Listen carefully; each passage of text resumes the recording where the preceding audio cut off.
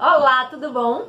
Então, eu acho que você já percebeu ao longo desses vídeos que a estatística está muito relacionada com a gestão da qualidade. E aí, hoje eu vou apresentar para vocês uma ferramenta básica da qualidade que ela é puramente estatística. É o histograma. Vamos ficar de olho para descobrir como que ela é feito, para que ele serve e como que a gente pode usar na gestão da qualidade.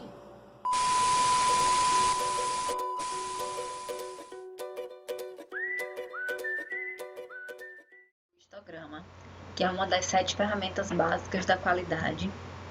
E o histograma ele dispõe as informações de um modo que seja possível a sua visualização num formato de distribuição de conjunto de dados e também que tenha essa percepção da localização de um valor central, além da dispersão desses dados em torno desse valor central. E, de uma forma geral, é um resumo desses dados, tá? Então, uma forma mais fácil de entender através de exemplos, imagine aí que você tem a avaliação de um atendimento, tá? Que você pode dar notas de 1 a 5, tá ok? Então, vai ter lá uma frequência para cada nota que está sendo dada, tá? Então, digamos que você tenha a frequência de 100 usuários de determinado aplicativo ou de determinado serviço que, ao finalizar o atendimento, foram lá e deixaram a nota. Então, a gente teria aí uma tabelinha, tá? Avaliação nota 1, 10 pessoas deram essa avaliação nota 1. Avaliação nota 2, 14 pessoas. E assim até preencher as 100, tá? Então, o que você poderia fazer? Você leva esses dados para o Excel e no Excel você constrói um gráfico de barras. Porque o histograma nada mais é do que um gráfico de barras. Vocês observem que é sem o espaçamento entre as barras, tá? E aí você consegue, a partir desse gráfico, visualizar a distribuição desses dados. Ou seja, por exemplo, aqui existe uma forte concentração nas notas 4 principalmente e depois a nota 5, tá? Então, a média desses dados, ela está mais para esse lado das notas 4 e 5 do que para as notas mais baixas, tá? Então, ela é uma distribuição assimétrica para os valores mais altos da distribuição, que é onde a gente tem uma forte concentração de dados, tá?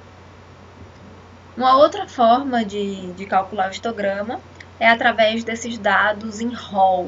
Não sei se vocês se recordam lá de estatística, dados em rol são dados nesse formato, que a gente tem dados individuais numa ordem crescente, tá?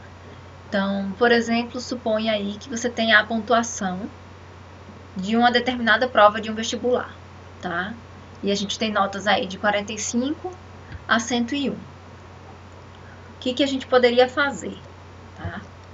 Manualmente, caso você não tenha disponível nenhum computador, você poderia aí determinar o número de classes.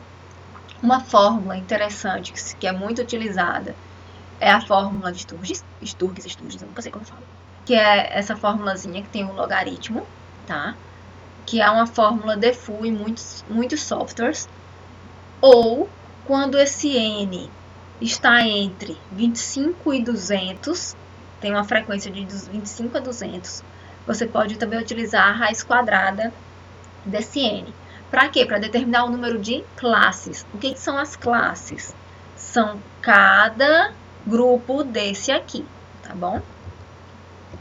Então, a gente calcula e aí observa que a gente vai ter 1, 2, 3, 4, 5, 6, 7 classes, tá?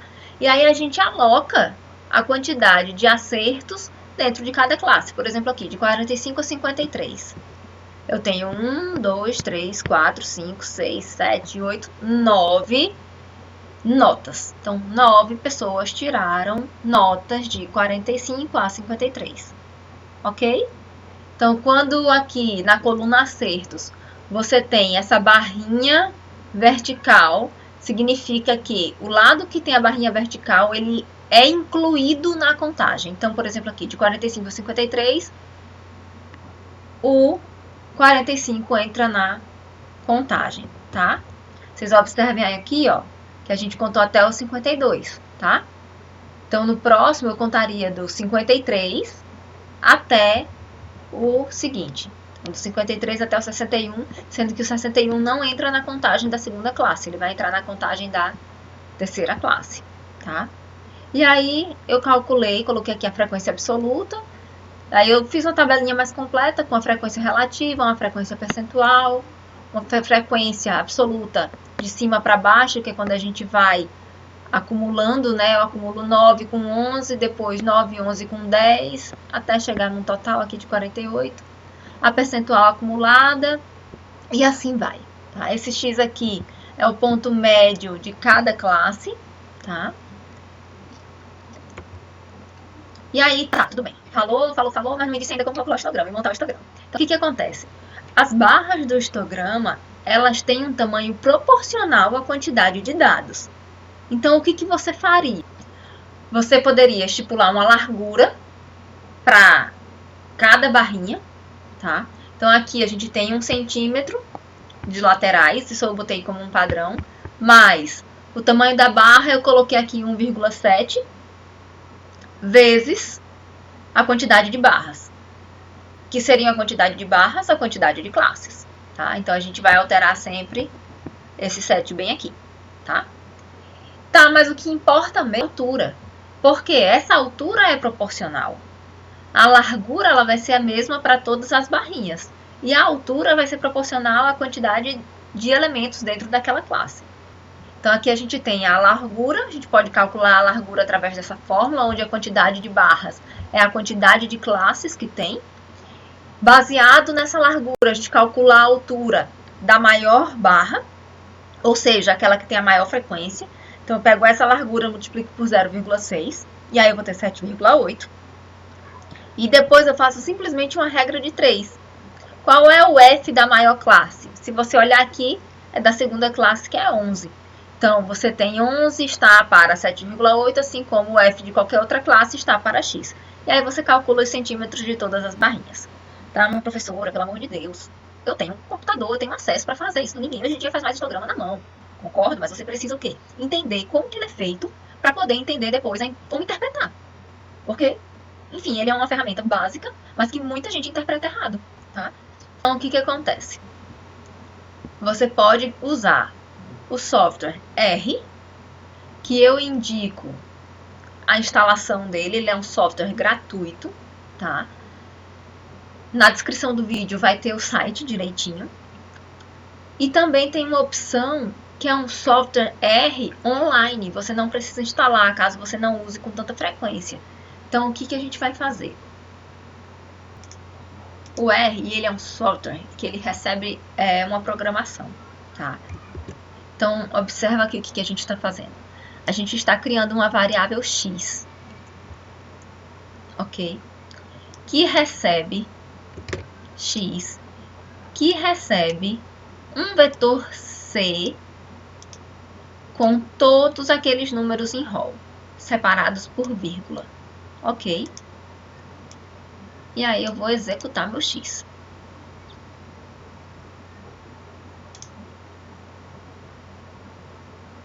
Opa, observa aqui o erro. Está dizendo que o objeto X não existe, porque aqui esse X está maiúsculo e na minha outra fórmula está minúsculo aqui embaixo. Para fazer o histograma, eu uso a função ist. Ist de quem? Do meu vetor X. E eu quero um histograma de frequências e não de probabilidade. Então, eu coloco aqui frec igual a t, que seria true, tá? Verdade. Então, aqui eu vou executar.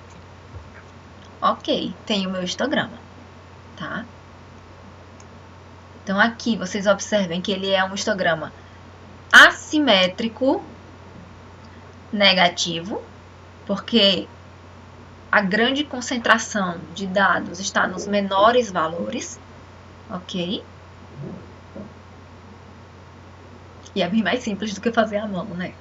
Então, Aqui eu tenho a minha frequência, ele criou aqui as minhas classes, ele criou um pouco diferente do que a gente fez manual, mas não há problema algum, certo? O que importa mesmo é que você veja onde está essa concentração de dados, que você pode ver que a média não é central, você pode também avaliar um pouco da variabilidade dos dados, tá?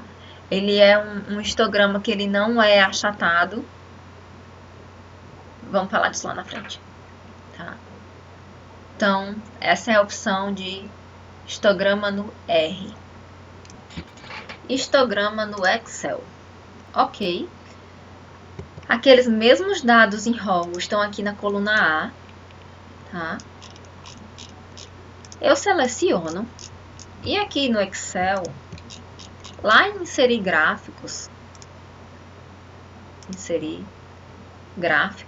tá? Ele tem aqui, ó, a opção histograma. Aqui. Ele tem histograma. Observa aqui que a gente tem um pouco menos de classe, porém, conseguimos perceber a grande concentração nas menores notas, sendo um histograma assimétrico negativo. Então, a gente pode fazer o histograma em qualquer software que você tenha acesso, tá? E o que importa mesmo é você fazer a análise desses dados.